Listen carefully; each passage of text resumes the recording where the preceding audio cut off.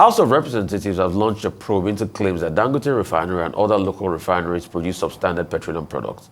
The House of Representatives Joint Committee on Petroleum Resources is also investigating allegations that international oil companies in Nigeria are frustrating the survival of the Dangote Refinery. It follows a dispute between the Nigerian Midstream and Downstream Petroleum Regulatory Authority and the Dangote Refinery. NNPC accused local refineries, including the Dangote Refinery, of producing products inferior to those imported in the country. The oil regulator also accused Dangote of monopoly. The CEO of Dangote Group, Aliko Dangote, also denied both claims. The committee has called on all parties involved in the dispute to cease fire pending the outcome of the investigations. The committee is also urging stakeholders in the current dispute to de-escalate tension as the committee embarks on the great task of resolving the issue.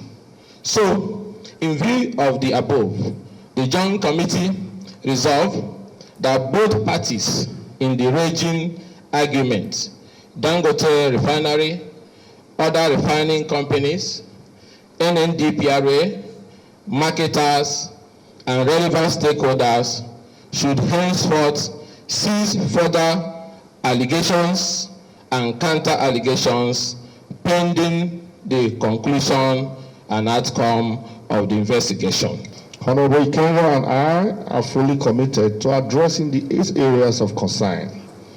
The task ahead of us is undoubtedly challenging, but we are confident in the abilities of men and women within our committees to help us to discharge these duties. Their experiences, passion, and drive will be instrumental in achieving our set objectives. Meanwhile, the Minister of State for Petroleum Resource Oil, Heineken Lokpobiri, has met with critical stakeholders in the sector to resolve the ongoing issues surrounding the Dangote Refinery. The meeting, which was held at the Minister's office, focused on finding a sustainable and lasting solution to the current impasse affecting the Dangote Refinery, with all parties demonstrating a commitment to a collaborative and proactive solution.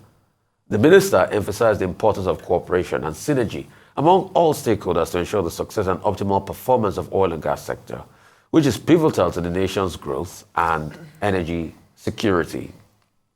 Joining us now is Adeola Yusuf, Energy Policy Analyst and Team Lead, Platforms Africa. Great to have you. Pleasure. We've had this meeting. What's your take on this meeting at first? Do you think it's going to make everybody cool off, at least for now, until when the rubber hits the road again? And I know why I say at least for now. Okay, thank you so much. It's a very beautiful thing that the minister took that initiative to intervene as quickly as possible.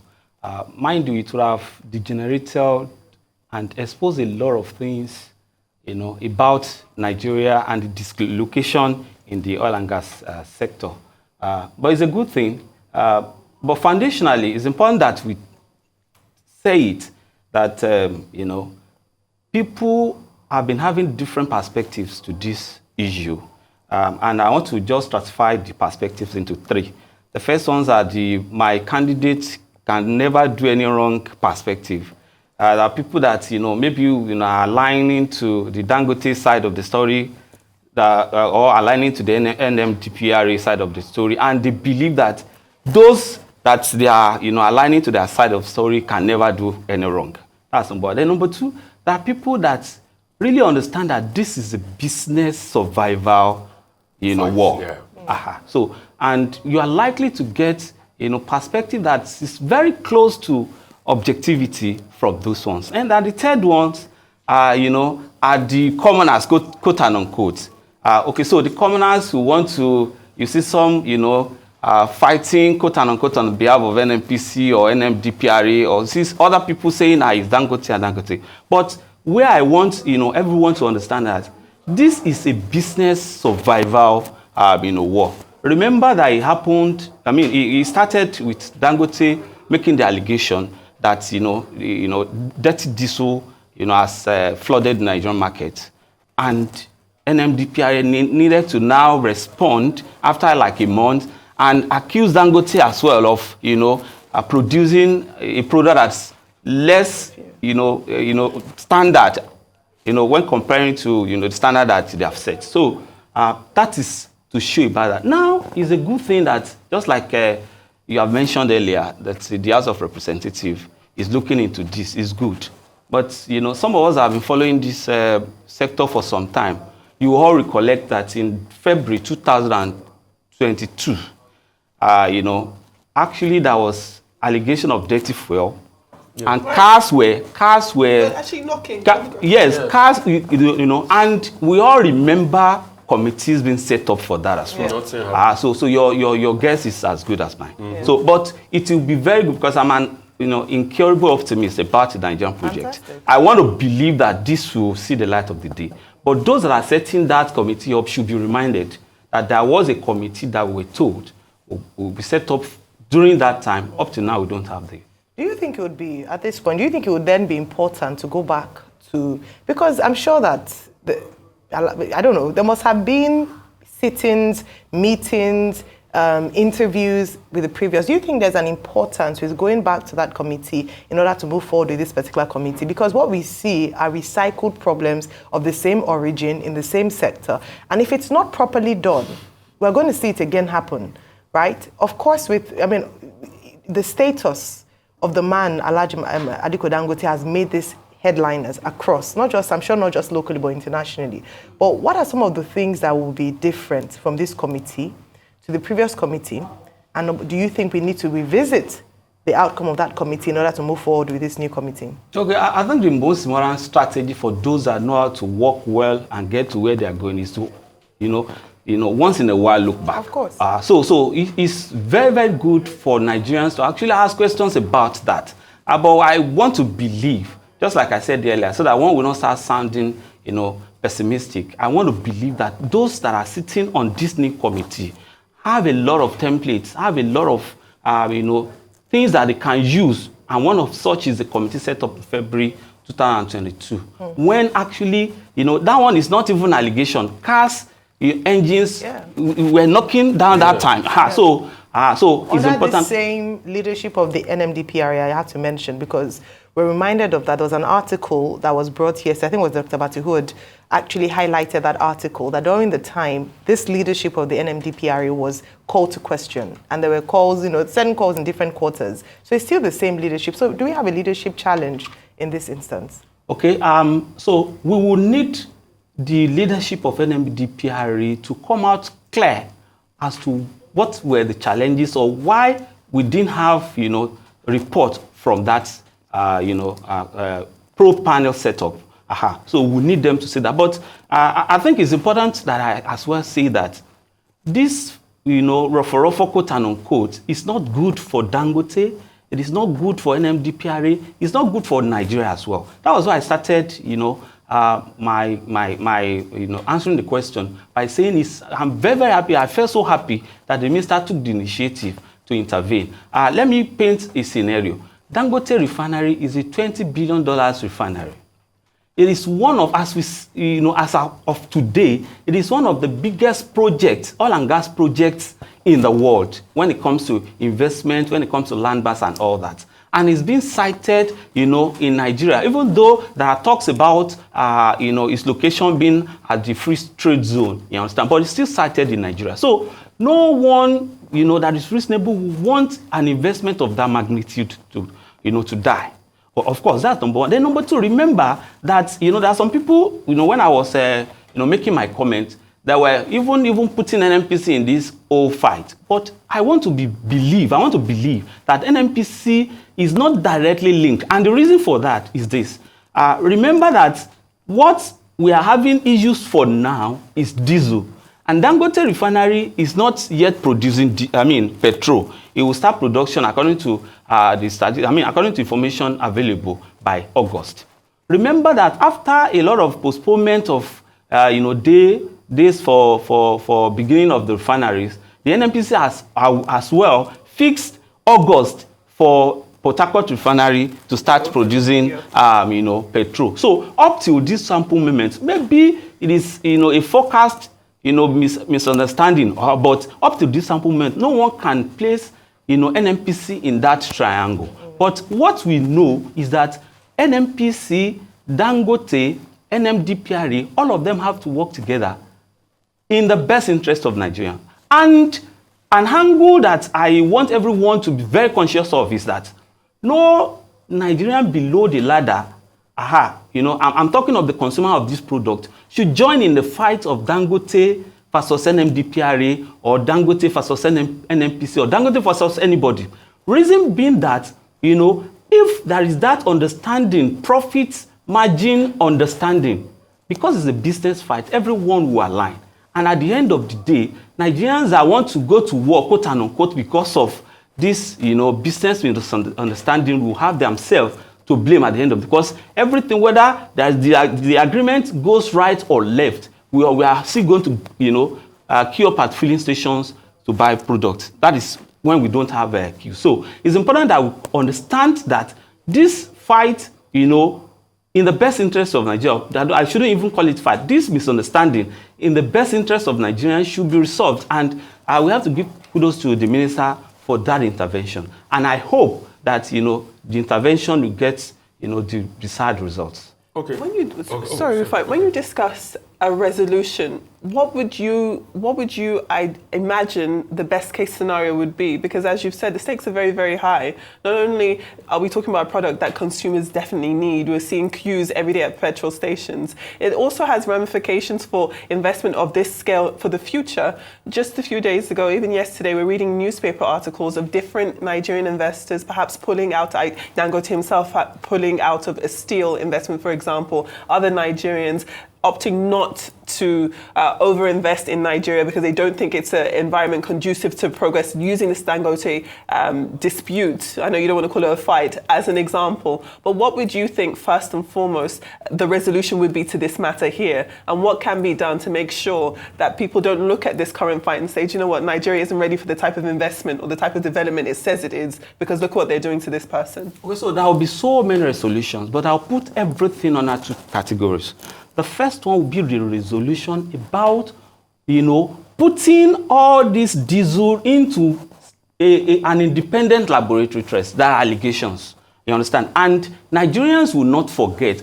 Dangote made the allegation, NMDPRA made the allegation. So the last time Dangote said that, okay, he has a refinery, he has a laboratory, where he employs about 500 people, of international standard. NMDPRA has said that the Dangote diesel is below. So we have to, and this thing is not politics, it is science. You understand? Subjecting everything to independent laboratory test. That one is one of the way, a resolution can be, you understand? And at the end of the day, whoever that is conducting that will say, okay, this is the true position of things. That's number one. Number two is to ensure that, I know every one of them, is trying to protect interests, but everybody should have it at the back of everybody's mind that the interests that should be projected and protected at this moment should be the interests that will favor Nigerians. Of course, NNPC, Dangote Refinery is, situated in Nigeria. Nigerians are working in Dangote Refinery. Dangote is a Nigerian. The last time that he spoke about him being 67, approaching 70. Of course, you may want to agree with him that, okay, so how much does Dangote need to go and stay in an island, for the rest of his life that he doesn't have? You understand? So Dangote, as much as he's doing this, has been saying that he's doing this in the best interest of Nigeria. NNPC and NMDPRA have been saying they are doing it but let everyone truly do it in the best interest of Nigeria. And if everyone on that table has that sincere interest of Nigerians at heart, of course, there will be a resolution to all this.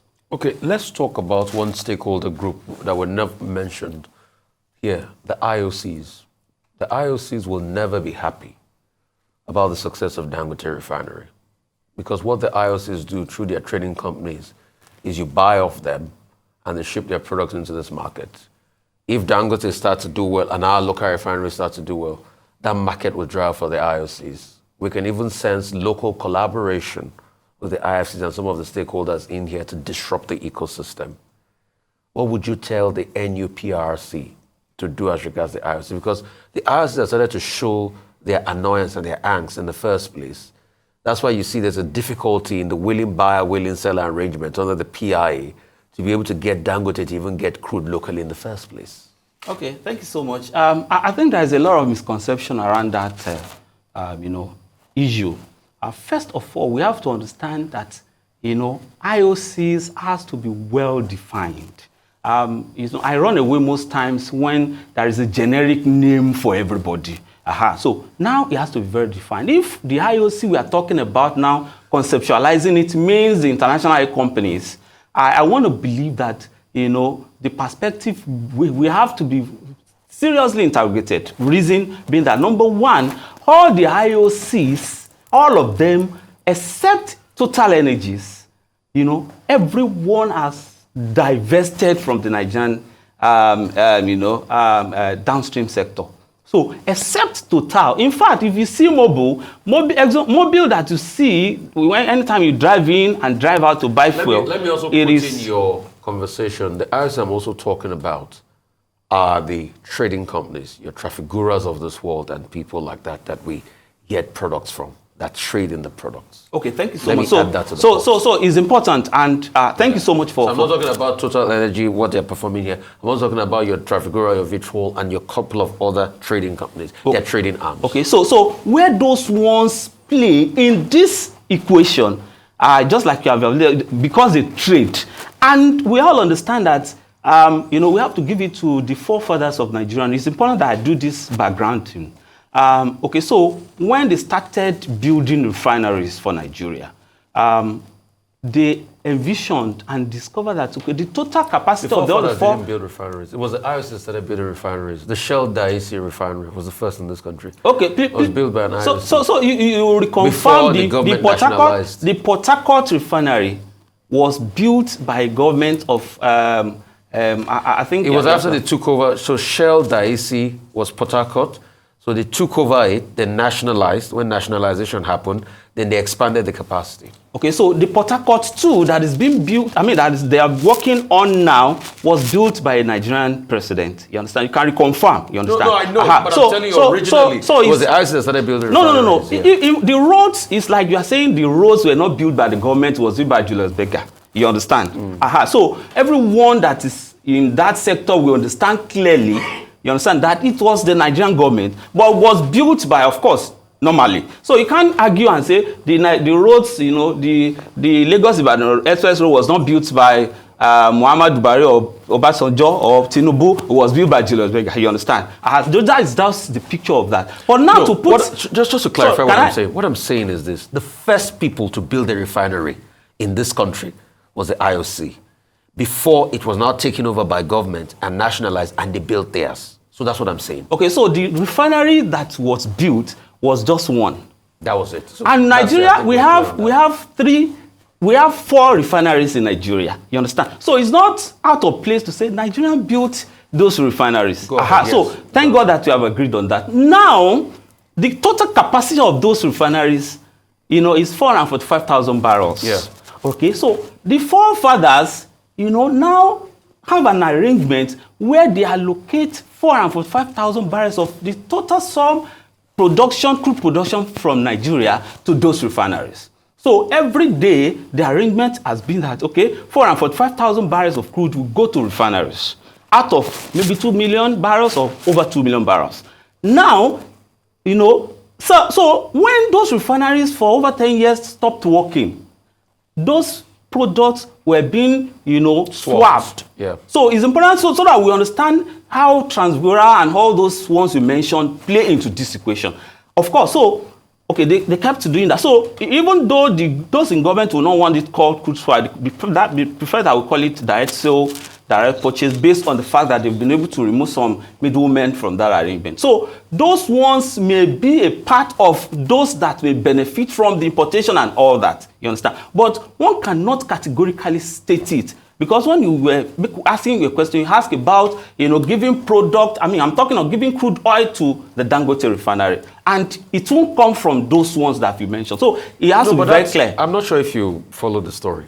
But that's what is exactly happening. That's the angst of Dangote. Anytime they go to NUPRC based on willing seller, willing buyer, the local ISs, their reps say, you have to go and buy through our trading company. That's what they are going through. Okay, and that's why the difficulty, and they can't agree on pricing because you're saying go buy through their trading company when you're in situ. Okay, let me explain how crude transaction happens, because it's an internationally traded, entity or product. So you don't place, order for a product this year that you need this year. It is not done anywhere. You understand? In fact, there are agreement deals signed 10 years ahead. So, and remember that Nigeria, okay, of course, you would not expect if, 2 million barrels is being produced, although we are not doing up to 2 million barrels, we are doing about 1.3, 1.7. Okay, so if 2 million barrels is being produced daily, the share that Nigerian has there, is about 51%. Shell, Chevron, all of them have the other share. So they have agreements signed with people. You will not expect, of course, and it's, like I said, it's business. If the profit margin, goes in line, people, you will not expect, they don't play politics in that. Sorry, let me make the point. For the word obligation, because that same convention of 445,000, that's what they've now put into the PIA as the DSCO. That's the obligation. So what's the need for that word? The only thing they've just stepped in and said is it must be a bit based on willing buyer, willing seller agreement, which the likes of Dangote are complaining now that they now say we should go trade internationally. Okay, so that's the challenge. And that's what I'm talking about. The so what you understand that okay, now the way you are talking about it now is talking about the NNPC, because we have to be clear. So now NNPC has that obligation. Is the one empowered by the PIA to take charge of that portion of Nigeria in that agreement. So, yeah, and NNPC has been doing that because it's important that we clear air so that we don't have misconception about this whole matter. Right. Now, okay. All right, okay. But unfortunately, I've not been able to answer the question. Okay, go ahead. Okay. So, just go ahead. I'll ask you a question. No, I would like you to, because you are going somewhere. I want you to finish your point, and then I'll come in to ask. Okay. Because I know we're almost out of time, but I wanted to ask, but go on. I would like you to finish, and then I'll ask my question. Oh, okay, thank you so much. So from that 445,000 barrels, daily, up till now that you are talking, we may not even be able to have that 445, up to that 445,000 barrels obligation. And if we have that 445,000 due to a lot of reasons, we all read every time about crude theft.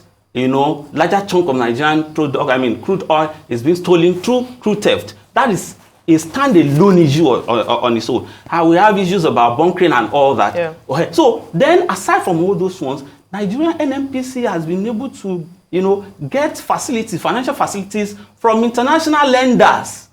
Remember the Port Harcourt refinery that is, the maintenance is ongoing now. Yeah.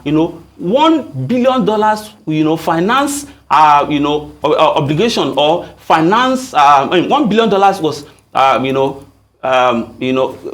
NNPC got $1 billion from Afrexim Bank. All right. Remember that NNPC doesn't have the money to pay Afrexim Bank. It's going to be this crude obligation we are talking about. Yeah. So there is a lot of that. So oil industry needed to be understood properly. Yes. So that people will not, start, misrepresentation. Which Adefemi had actually talked about that it seems very, I don't know if this dispute has made people understand it more, or, how they say, I hope I've been able to convince and not confuse you. I think a lot of people are more confused. Let's talk about the interest, since we're talking about understanding the way that the oil industry works. Mm-hmm. This dispute has brought to light some of the things that perhaps have been going on that Nigerians are not aware of. One is that there are NNPCL personnel, according to Alhaji Dangote, and oil traders who have blending plants in Malta. So interests are also involved, especially interests of personnel who have the power to influence whether or not an indigenous refinery like that of Dangote would work or not. I want you to speak about this because this should be part of the investigations that the House of Representatives should be looking at. That is not a light accusation. That's number one. The second part of it is also around, in the event coming, hopefully we have an outcome from this investigation, where they see that these accusations were false. What then happens? Because you can't just say, oh, okay, sorry, we made a mistake, or this has weight. Locally and internationally, this is coming from an authority. These accusations are huge and can be very impactful on the business. What then happens? What do you think what should look like a full outcome, a proper outcome from that investigation? Okay, thank you so much. When she asked a question about resolution, I mentioned it that, whatsoever way we want to look at it, the allegation and counter-allegation, we need to get to the roots of matter for everybody to be truly satisfied and, allow the process to go on. That's number one. Then number two, concerning those allegations, a lot, of such allegations, a lot of them were made. And now, specifically, I'm going there. I'm coming from the general to the specific. Okay, a lot of them were made. This one, for instance, we need to get to the root of this matter. But it's important that I had that any time we expect governments to get to the root of this matter without sincere, advocacy from the group, from Nigerians and everybody, we'll just be wasting our time. You understand? Because, part of what reconciliation of this nature would do is to make sure that, okay, we discuss, we shake hands, at the end of the day, everything, goes under. But in the best interest of Nigeria, those allegations have to be properly probed, and let's have results. As a player in the industry, have you heard of things like this? Because we have to be honest.